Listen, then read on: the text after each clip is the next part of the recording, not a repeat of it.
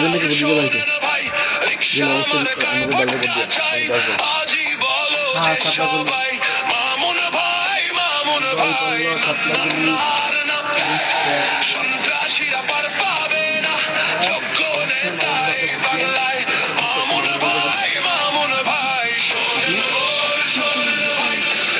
তাহলে আপনি চিন্তা আপনি অবশ্যই রিক্সাকে ভোট দিবেন। না না মুসলমানের জন্য না, সবাই মুসলমান, এই ধরনের কথা বলার দরকার নেই। আপনি রিক্সা মার্কা একজন সৎ ব্যক্তি হিসেবে ওনাকে ভোট দিবেন।